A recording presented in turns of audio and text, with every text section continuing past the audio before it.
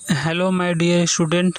First of all welcome to my YouTube channel math and biology वाले में आप सभी लोगों का स्वागत है। देखिए आज हम लोग जो पढ़ने जा रहे हैं ये क्लास 10th के लिए भी है और क्लास 12th के लिए भी है। जो क्लास 10th के बच्चे जो बोर्ड एग्जाम के लिए तैयारी भी करने पढ़ रहे हैं तो उनके लिए भी ये वीडियो है। प्लस जो क्लास 12th में भी पढ़ रहे हैं तो उनमें बायोलॉजी में चैप्टर आता है, उसमें अगर कहेंगे तो पहला चैप्टर होता है कि आनुवांशिक एवं विभिन्नता। ठीक है, तो जिसमें पूछता है कि आनुवांशिक रोग किसे कहते हैं। तो आज के इस वीडियो में हम क्या करेंगे, इस आनुवांशिक रोग के बारे में पढ़ेंगे कि आनुवांशिक रोग होता क्या है, कितने प्रकार के आनुवांशिक रोग होते हैं। ठीक है, तो यदि आप कमेंट में जरूर बताएं कि आपको वीडियो कैसा लगा। तो चलिए समय ना खत्म करते हुए वीडियो को शुरू करते हैं। तो देखिए पहला इसमें आया कि आनुवांशिक रोग। ठीक, तो हम कहते हैं कि आनुवांशिक रोग किसे कहते हैं, परिभाषा क्या होगा आनुवांशिक रोग का। तो हम कहते हैं कि वह रोग जो संतान को उसके माता पिता से आनुवांशिक रूप से प्राप्त होता है, उस रोग को हम आनुवांशिक रोग कहते हैं। ठीक है, हमने क्या कहा कि वह रोग जो संतान को उसके माता पिता से आनुवांशिक रूप से प्राप्त होता है उसे हम आनुवांशिक रोग कहते हैं। जैसे समझिए कि कोई संतान है, ठीक, यहाँ पे क्या है समझ जाइए कि कोई एक संतान है, इसमें क्या है कोई एक आनुवांशिक बीमारी है। तो जो आनुवांशिक बीमारी होता है वो उसको पिता से या माता से मिलता है। यहाँ पे क्या है उसके माता पिता है, तो इसके जो ये बच्चा है इसको जो भी आनुवांशिक बीमारी होगा वो बीमारी क्या होता है इसको माता पिता से प्राप्त होता है। तो इस रोग को ही हम बोलते हैं आनुवांशिक रोग, जो किसी संतान को उसके माता पिता से प्राप्त होता है। ठीक, तो देखिए आनुवांशिक रोग जो होता है वो दो प्रकार के आनुवांशिक रोग होते हैं। हम क्लास 12th में भी पढ़ते हैं और 10th में भी पढ़ते हैं, तो उसमें दो प्रकार के आनुवांशिक रोग होता है। ठीक है, इसमें पहला होता है वर्णांता,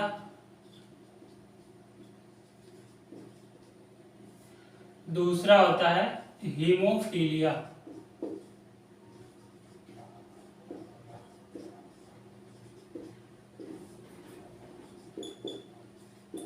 पहला क्या हो गया, पहला हो गया वर्णांता हो गया, दूसरा हो गया हीमोफीलिया। तो चलिए एक एक के बारे में बात करते हैं। तो देखिए पहला होता है जब हम पढ़ते हैं तो पहला होता है वर्णांता।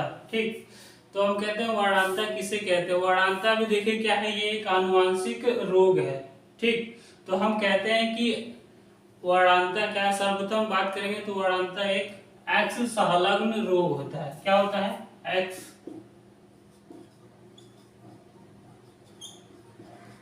संलग्न रोग। ठीक, वर्णांता क्या है, एक एक्स संलग्न रोग है। जब आप वहां पे पढ़ेंगे तो पता चलेगा कि एक्स संलग्न रोग क्या होता है। ये मतलब कि जो वर्णांता का रोग होता है वो एक्स गुणसूत्रों पर ही पाया जाता है, वाई गुणसूत्र पे नहीं पाया जाता। आपको पता है कि जो माता पिता होते हैं उनमें गुणसूत्र को हम दर्शाते हैं। जैसे कोई अगर माता है या स्त्री है तो उसमें एक्स एक्स होता है, अगर कोई पुरुष है तो उसमें एक्स और वाई होता है। तो जो वर्णांता रोग का जो जीन होता है वो केवल एक्स गुणसूत्रों पर ही पाया जाता है, वाई गुणसूत्र पर वो नहीं होता। ठीक, तो इसलिए हम सबसे पहले कहते हैं कि जो वर्णांता रोग है वो क्या है, एक एक्स संलग्न रोग होता है। फिर बात करते हैं कि इस रोग से ग्रसित व्यक्ति को लाल और हरे रंग में विभेद नहीं कर पाता। ठीक, मतलब जो जिस व्यक्ति को वर्णांता रोग हो जाता है वो लाल, हमने क्या कहा, हमने कहा लाल और हरा, लाल और हरा रंग में वो विभेद ही नहीं कर पाता। यदि उसके सामने हम क्या करें, कोई टार्च ही जला दे जो क्या है लाल रंग का जलता है और एक हरा रंग का जलता है, यदि हम उससे पूछेंगे कि ये किस रंग का जल रहा है तो वो उसमें विभेद नहीं कर पाता है कि ये लाल है या हरा है, कभी गलत बता देता है। तो इसकी वजह से जो ग्रसित व्यक्ति होता है उसको हम कई चीजों जो होता है उसको नहीं बनाया जा सकता। जैसे अगर वर्णांता से कोई व्यक्ति ग्रसित है तो वो पेंटर नहीं बन सकता है, क्योंकि अगर उसको कलर में कंफ्यूजन होगा तो वो पेंटिंग सही से कर ही नहीं पाएगा। दूसरा होता है उसको ड्राइवरी लाइसेंस नहीं मिलता है। क्योंकि जब आप ड्राइवरी लाइसेंस बनवाने जाते हैं तो आप देखते हैं कि वहाँ पे लाल, हरा और पीला 3 तरीके का बत्ती जलाते हैं। तो वहाँ पे देखते हैं ना, जब गाड़ी आप क्रॉस करते हैं इस तरीके से रहता है, ठीक। जब आप गाड़ी क्रॉस करते हैं लाल बत्ती जलता है तो आप रुक जाते हैं, और वहीं पे जब ग्रीन जलेगा तो चलते हैं। थोड़ा अगर पीला जलता है तो आप क्या करते हैं, रुक जाते हैं, थोड़ा धीमा चलते हैं, क्योंकि जो पैदल जाने वाले हैं उनके लिए पीला बत्ती भी जलता है। यदि आप इस रंग में विभेद नहीं कर पाएंगे तो आपको ड्राइविंग लाइसेंस नहीं दिया जाता है। तो इसकी वजह से जो वर्णांत रोग से ग्रसित व्यक्ति होते हैं उनको ड्राइविंग लाइसेंस नहीं दिया जाता है, ठीक।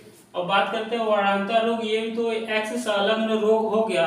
अब ये होता कैसे है, देखिए जो हमारे गुणसूत्र होते हैं माता पिता में, कभी कभी क्या होता है उन गुणसूत्रों में अचानक कोई परिवर्तन आ जाता है, ठीक।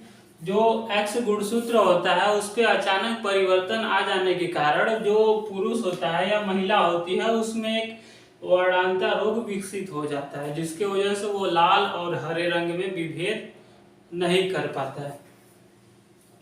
तो चलिए नेक्स्ट इसका बात करते हैं कि वर्णांता रोग की वंशागति, मतलब कि जो वर्णांता रोग है वो संतान में, माता पिता से संतान में कैसे पहुंचता है इसके बारे में जानते हैं, ठीक। तो हम कहते हैं वर्णांता रोग की वंशागति।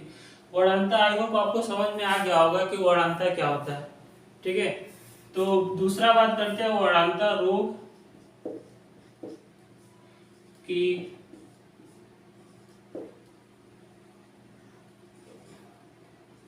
वंशागति। इसका मतलब कि जो रोग होता है वो माता पिता से संतान में कैसे आता है। तो इसका देखिए कुछ पॉइंट होता है। पहला पॉइंट ये होता है कि जो वर्णांता रोग होता है इसका जीन केवल एक्स गुणसूत्रों पर ही स्थित होता है, ठीक। मतलब केवल एक्स गुणसूत्र पर ही पाया जाता है, वाई गुणसूत्र पर नहीं पाया जाता।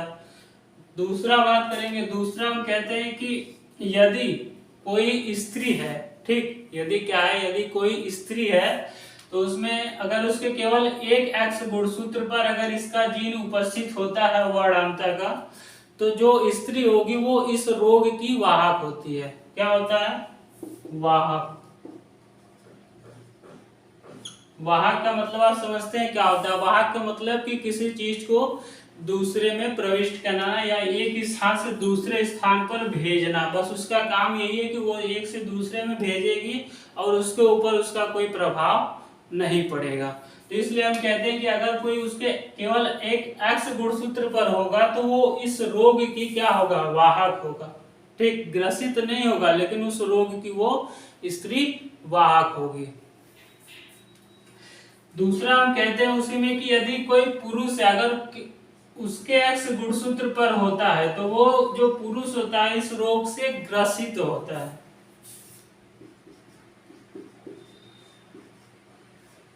अगर किसी पुरुष के एक्स गुणसूत्र पर अगर वर्णांता का जीन पाया जाता है तो जो पुरुष है वो उस रोग से ग्रसित होगा, ठीक। क्योंकि पुरुष में क्या होता है, केवल एक ही एक्स गुणसूत्र पाए जाते हैं और जो वर्णांता है ये क्या होता है, ये एक्स गुणसूत्र पर ही केवल पाया जाता है, एक्स गुणसूत्र पर ही हमें मिलता है देखने को। तो उसमें एक ही एक्स गुणसूत्र होता है, इसलिए अगर इसके एक जीन पे अगर वर्णांता का जीन उपस्थित होता है तो जो पुरुष है वो इस रोग से ग्रसित हो जाता है, मतलब उसको वर्णांता रोग हो जाता है, ठीक। तीसरा देखिए हम बात करते हैं, तीसरा यदि हम कहते हैं कि अगर कोई स्त्री अगर उसके दोनों एक्स गुणसूत्र पर ये होता है, ठीक, यदि दोनों एक्स गुणसूत्र पर अगर वर्णांता का जीन पाया जाता है तो जो स्त्री होगी वो इस रोग से ग्रसित होती है, यानी उस स्त्री को भी क्या हो जाएगा, वर्णांता रोग हो जाएगा। यदि कोई पुरुष है अगर उसके एक भी एक्स गुणसूत्र पर अगर नहीं उपस्थित है तो वो क्या होगा, सामान्य होगा। जो पुरुष होगा वो सामान्य होगा, सामान्य तरीके से उसको कोई दिक्कत परेशानी नहीं होगा, ना ही वो वर्णांता से ग्रसित होगा। तो ये सब इतने चीजें क्या है, देखिए ये सब क्या है, आनुवांशिक वर्णांतर रोग की वंशागति के बारे में। ये 4 पॉइंट है या 3 पॉइंट है। इतना आपको क्या करना है, याद रखना है कि यदि कोई स्त्री के दोनों एक्स गुणसूत्र पर होती है तो वो ग्रसित है, अगर पुरुष के एक एक्स पे है तो वो ग्रसित है, यदि एक पे है तो वाहक है, और पुरुष के यदि एक एक्स गुणसूत्र पर वर्णांतर का जीन है तो वो क्या है, इस रोग से ग्रसित है। ठीक है, तो चलिए इसके बारे में क्या करते हैं, थोड़ा सा और पढ़ते हैं। इसमें थोड़ा प्रश्न भी करके आता है, बोर्ड एग्जाम में क्या होता है, प्रश्न देता है इस पे करने के लिए, और जो प्रश्न होता है वो 2 से 3 नंबर का कभी कभी दे देता है। तो चलिए इसके वंशागति पे थोड़ा पढ़ते हैं। तो प्रश्न देखिए, इसमें पहला आता है, प्रश्न कैसे करके देता है। प्रश्न देखिए देता है कि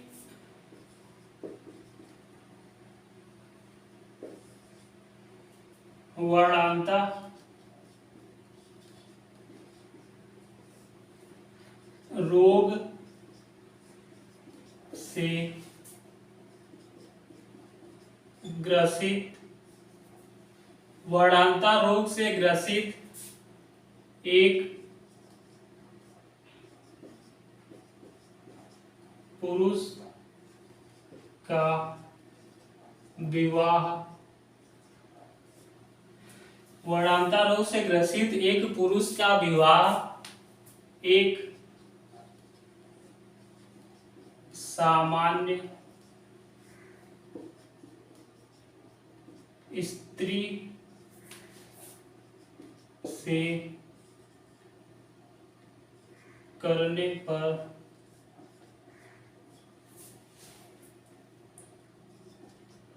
उनके संतानों में इस रोग की वंशागति का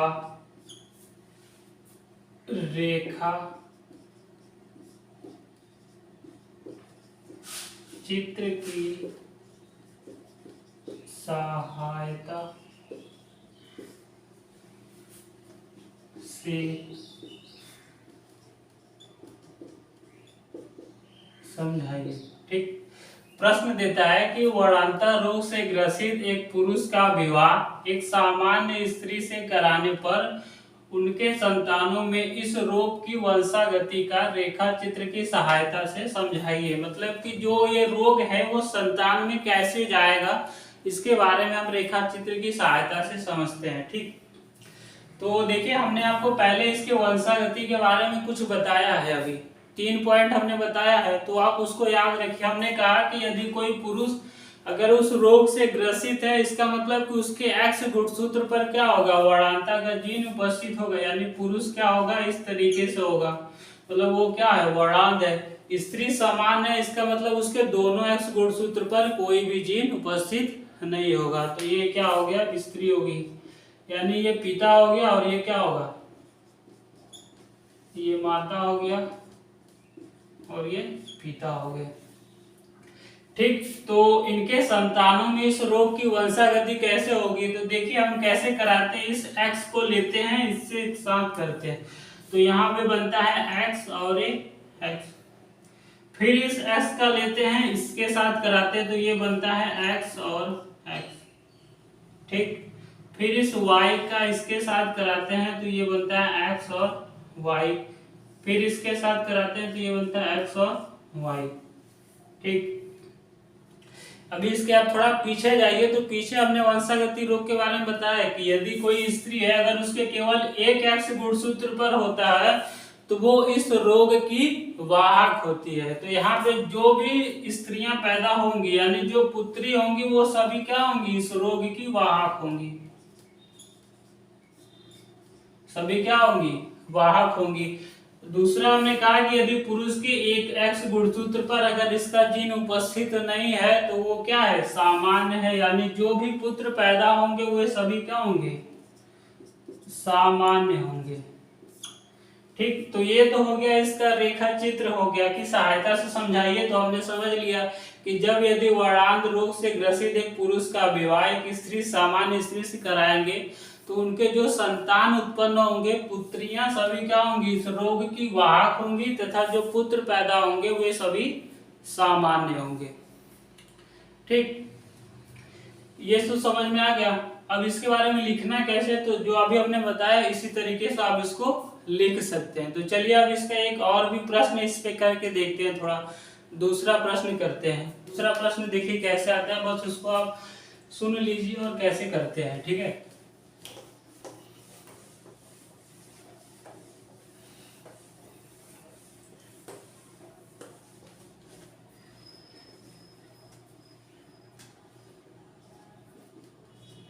दूसरा यदि कहे कि जब एक सामान्य स्त्री का विवाह एक सामान्य पुरुष से किया गया तो इनके संतानों में इस रोग की वंशागति के बारे में बताइए। ठीक, इसमें क्या है, दोनों सामान्य है, स्त्री भी सामान्य है, पुरुष भी सामान्य है।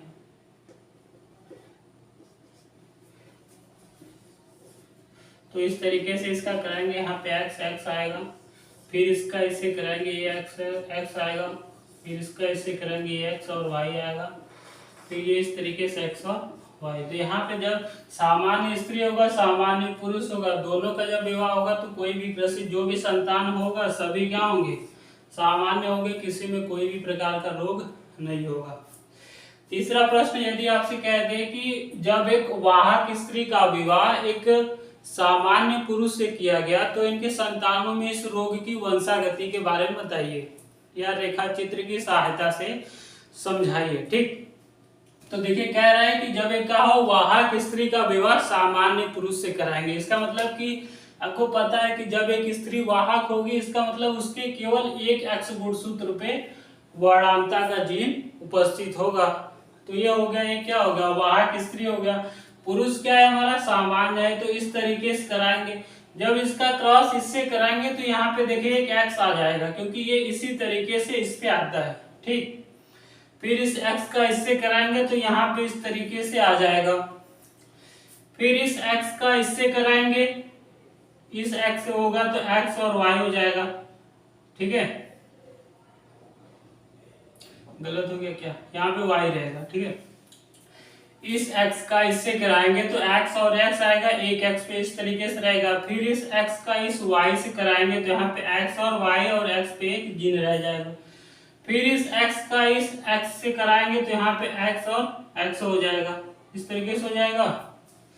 दूसरा क्या कराएंगे, जब इस x का इस y से कराएंगे तो यहाँ पे x और y हो जाएगा। ठीक, तो ये भी इसी तरीके से रहेगा, इस पे भी देखिए कोई जीन रहे तो यहाँ पे कोई जीन नहीं होगा। तो अब बात करेंगे तो यहाँ पे देखिए जो भी एक स्त्री पैदा होगी यानी जो पुत्री होगी वो इस रोग की वाहक होगी, वर्णांता रोग की वाहक होगी, और जो एक पुत्र पैदा होगा वो इस रोग से ग्रसित होगा। क्या होगा, इस वर्णांता रोग से ग्रसित रहेगा। ठीक, और एक जो स्त्री है वो सामान्य होगी और एक पुत्र जो होगा वो भी क्या होगा, सामान्य होगा। यानी इसका अनुपात कहेंगे तो हो जाएगा 1:2:1, यानी एक वाहक, एक ग्रसित और 2 सामान्य, इस तरीके से हो जाएगा। अब चलिए नेक्स्ट बात करते हैं। दूसरा हमारे पास क्या है, एक तो हमने पढ़ लिया कि वर्णांता क्या होता है, दूसरा हमें पढ़ना आनुवंशिक रोग के बारे में, हीमोफीलिया। क्या पढ़ना है, हीमोफीलिया।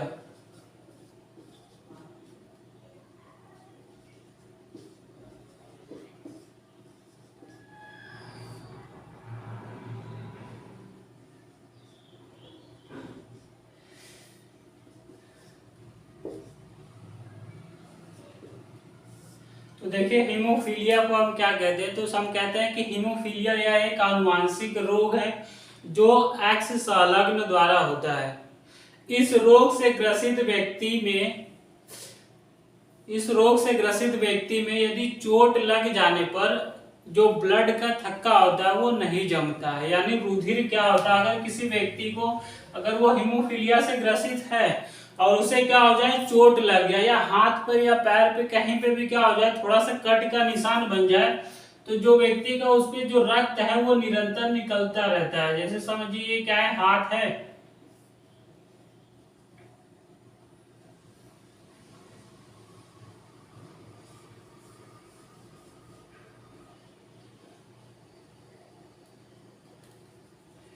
सिंपल आप समझ लीजिए, ये जान दीजिए। हम कह रहे हैं यदि हमारा क्या है, कोई हाथ है थोड़ा सा कट जाता है तो वहां पे देखेंगे कि निरंतर जो होता है वो ब्लड का फ्लो होता रहता है, ब्लड जमता नहीं है। और हमें क्या होता है, अगर वैसे चोट लगता है तो मात्र 2 से 3 मिनट में जो ब्लड होता है वो जम जाता है और बहना बंद हो जाता है। लेकिन अगर कोई हीमोफीलिया से ग्रसित है तो उसको यदि चोट लगेगा कहीं पर भी, हाथ पे या मुंह में या सिर पे कहीं भी चोट लगे, तो रक्त क्या होता है, हमेशा बहता रहता है, वो रुकता ही नहीं है। ज्यादातर रक्त अगर बहने से क्या होता है, उस व्यक्ति की मृत्यु भी हो जाती है। और हीमोफीलिया देखिए ये क्या होता है, लगभग 5,000 व्यक्तियों में से किसी एक को ऐसा होता है जिसको हीमोफीलिया होता है। ये कभी ज्यादातर किसी लोगों को होता नहीं, रेयर केस में बहुत कम मात्रा में कभी कभी मिल जाते हैं कि जिससे हीमोफीलिया रोग से क्या है, ग्रसित है। अगर इस रोग से कोई ग्रसित है तो उसको बहुत बचकर रहना पड़ता है। क्यों? क्योंकि अगर उसे थोड़ा सा भी चोट लग जाए तो ब्लड का थक्का जमेगा ही नहीं, और जमेगा ही नहीं तो वो मर भी सकता है। इसलिए उसको व्यक्ति का क्या होता है, ऑपरेशन भी नहीं किया जा सकता है। क्योंकि ऑपरेशन करने का मतलब कि अगर किसी चीज का करेंगे तो वहां पे कटका तो निशान बनाएंगे, और कटका बनाएंगे तो ब्लड रुकेगा ही नहीं, वो निरंतर बहता रहेगा। इसके वजह से उस व्यक्ति में क्या होता है, ऑपरेशन भी नहीं करते हैं, वो उसी तरीके से रहता है। तो ये तो हो गया हीमोफीलिया के बारे में। अब हीमोफीलिया की भी वंशागति के बारे में भी पढ़ते हैं।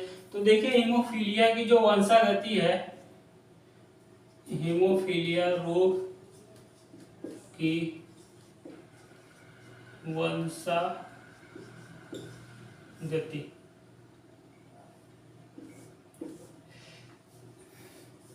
जैसे आप वर्णांता के पढ़े हैं ना, उसी तरीके से इसका भी हीमोफीलिया का है।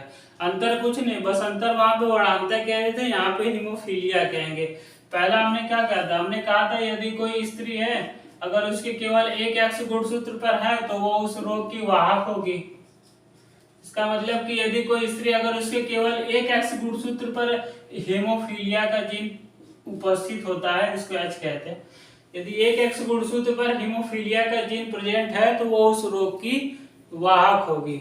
यदि कोई क्या, अगर कोई पुरुष है अगर उसके केवल एक एक्स गुणसूत्र पर है तो वो उस रोग से ग्रसित होगा, यानी उसको क्या है, हीमोफीलिया हुआ है, तो उसको बच के रहना चाहिए।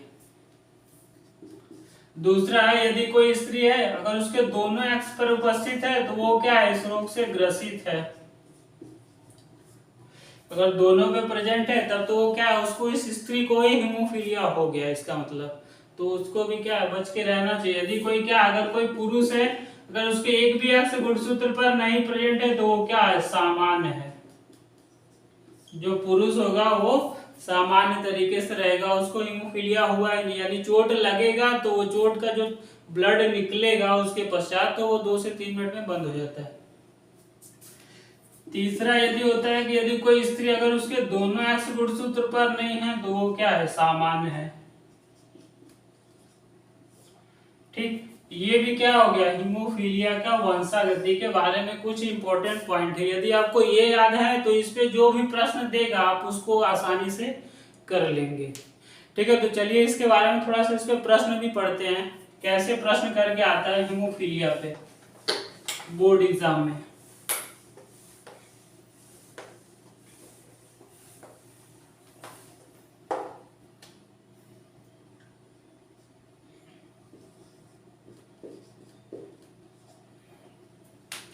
प्रश्न दे दिया कि एक स्त्री है जिसके पिता क्या है, इस हीमोफीलिया रोग से ग्रसित है। प्रश्न है कि एक स्त्री के पिता हीमोफीलिया रोग से ग्रसित है, जब उस स्त्री का विवाह किसी पुरुष के साथ किया गया तो उसके संतानों में इस रोग की वंशागति के बारे में बताइए। इसमें कह रहा है कि जो स्त्री है उसके पिता क्या है, इस रोग से ग्रसित है। तो यहाँ पे जो पुरुष है उसकी बात नहीं किया जा रहा है कि पुरुष के किसके साथ। तो आप कंफ्यूज मत होइए, बस वहां पे याद रखिए अगर कोई भी पुरुष दिया है वो ग्रसित है, इसका मतलब कि जो पिता है वो इस रोग से ग्रसित है। पुत्री क्या है, सामान्य है, इसका मतलब जिस भी पुरुष से किया जाएगा वो भी क्या होगा, इस रोग से ग्रसित होगा। तो इनके संतानों में इस रोग की वंशागति के बारे में बताइए। तो यहाँ पे चलिए शुरू करते हैं, इसको ऐसे बता देते हैं तब ज्यादा समझ में आएगा। जब इस एक्स का इसके साथ करेंगे यानी जो स्त्री पैदा होगी यानी जो पुत्री होगी वो हेमोफीलिया रोग की वाहक होगी। फिर इस एक्स का इस एक्स के साथ करेंगे तो जो पुत्री होगी वो भी क्या होगा, इस रोग की वाहक होगी। फिर इस y का इस x के साथ करेंगे तो जो पुत्र होगा वो सामान्य होगा। फिर इसके साथ करेंगे जो पुत्र होगा वो सामान्य। इसका मतलब कि जो भी स्त्रियां होंगी वो इस रोग की वाहक होंगे। इसका मतलब कि जो उसके संतान है, जो जिसमें जो पुत्री होंगे वे सभी इस रोग की वाहक होंगे और जो पुत्र पैदा होंगे वे सभी सामान्य होंगे। ठीक, दूसरा प्रश्न करते हैं। इस पे देखिए देता है प्रश्न, आप याद करते रहिए, बस सुनते रहिए आपको याद हो जाएगा। प्रश्न दे दिया कि यदि एक वाहक स्त्री का विवाह एक क्या हो जाए, ग्रसित हीमोफीलिया से ग्रसित एक व्यक्ति से किया गया तो इनके संतानों में इस रोग की वंशागति का रेखा चित्र की सहायता से समझाइए। तो प्रश्न दिया है कि जो स्त्री है वो हेमोफीलिया रोग की क्या है, वाहक है। तो आपको पता है कि अगर वाहक है इसका मतलब कि उसके केवल एक एक्स गुणसूत्र पर उपस्थित होगा। और पुरुष क्या दिया है, जिस पुरुष से किया गया वो हेमोफीलिया रोग से ग्रसित है। तो इस तरीके से हो जाएगा। फिर इनके बीच हम क्या करें, क्रॉस कराएंगे। तो जो एक्स होगा इस एक्स से कराएंगे तो यहाँ पे इस तरीके से हो जाएगा। फिर इस x का इस y के साथ कराएंगे तो ये x हो गया और ये y हो जाएगा। फिर इस x का इससे कराएंगे x हो जाएगा और यहाँ पे एक है तो ये इस तरीके से हो जाएगा। ठीक, फिर इस x का इसके साथ कराएंगे तो यहाँ पे हो जाएगा x और y, ऐसा ही आएगा। अब देखिए बताएं इसमें कि कौन सा संतान सामान्य है, कौन सा ग्रसित है, कौन सा वाहक है। आप बता भी सकते हैं, देख के आपको समझ में आ गया होगा कि अभी हमने इसके वंशागति के बारे में बताया। यदि आपको पता है तो कमेंट में जरूर बताइए कि इसमें कि कौन से सामान्य है, कौन ग्रसित है और कौन वाहक है। ठीक, तो चलिए हम बता देते हैं, आप लोग भी कमेंट में जरूर बताइएगा। तो देखिए यदि दोनों पे है इसका मतलब जो पुत्री होगी वो क्या है, ग्रसित है हेमोफीलिया रोग से। यदि एक एक्स पे है इसका मतलब ये जो पुरुष है जो पुत्र पैदा होगा वो भी क्या है, ग्रसित है हेमोफीलिया रोग, इसको भी हो गया है। एक एक्स पे है, अब ये पुत्री है तो ये क्या होगा, वाहक हो गई। ये बस किसी एक व्यक्ति से दूसरे व्यक्ति में अपने संतानों में पहुंचाएगी, इसको खुद होगा नहीं। ये क्या होगा, अपने संतानों में बस इसको प्रवाहित करेगी। दूसरा यहाँ पे क्या है, इस पे कुछ भी नहीं, तो ये क्या हो गया, जो पुत्र है वो सामान्य हो गया। क्या हो गया, सामान्य। तो यहाँ पे देखिए दो ग्रसित है, एक वाहक है और एक सामान्य है। तो इसका अनुपात क्या, 2 लिख सकते हैं, 1:2:1, यानी एक वाहक, एक ग्रसित और एक सामान्य और 2 ग्रसित। इस तरीके से इसका अनुपात भी अगर आपसे कोई पूछे तो अनुपात भी आप लिख सकते हैं। अगर यहीं पे कुछ ये ना दे कि अगर यहाँ पे बोल दे कि 25% ये क्या है, 25% ग्रसित है, 25% ये, 25% ये, इस तरीके से भी दे दे 25%, तो वहां पे कंफ्यूज मत होइए। कभी कभी क्या होता है ये बता देता है, यही दे दिया कि किसी पुरुष के जो भी संतान है वो सभी क्या है, जो स्त्रियां हैं वो उस रोग की वाहक हैं और जो पुत्र हैं वो सभी सामान्य हैं, तो उनके माता पिता में इस रोग के बारे में बताएंगे। तो ये दे दिया, आपको इनका बताना रहता है, तो कंफ्यूजन कुछ नहीं, बस वहां पे एक का दे दिया कि स्त्री क्या है, वाहक है, इसका मतलब एक हो गया। और पुत्र अगर दे दिया सामान्य है तो मतलब इसको इस तरीके से कर दीजिए, सामान्य बस बना दीजिए, जो आएगा वही उसके माता पिता होंगे। जैसे करके देखिए, इसका करेंगे तो एक एक्स पे हो जाएगा इस तरीके से, फिर इस एक्स का इससे करेंगे तो इस तरीके से हो जाएगा वाई, फिर इसका यहाँ करेंगे ये हट जाएगा एक्स एक्स हो जाएगा, फिर इस एक्स का, इसका मतलब कि जो संतान है उनके जो माता पिता होंगे उसमें जो माता होंगी वो उस रोग की वाहक होंगी, और जो पिता रहेंगे वे सामान्य होंगे, सामान्य और ग्रसित भी होंगे। ठीक है, इतना आपको यदि अच्छे से समझ में आ गया तो बस चलिए यहीं पे वीडियो समाप्त करते हैं। यदि आपको इतना सरल जो भी पढ़ा है वो आपको यदि अच्छा लगा हो तो प्लीज हमारे चैनल को लाइक कमेंट और सब्सक्राइब जरूर करिए। यदि वीडियो को लाइक कमेंट और सब्सक्राइब जरूर, और शेयर ज़्यादा से ज़्यादा लोगों को शेयर करिए ताकि सभी लोग देख सके। वीडियो देखने के लिए आपका धन्यवाद।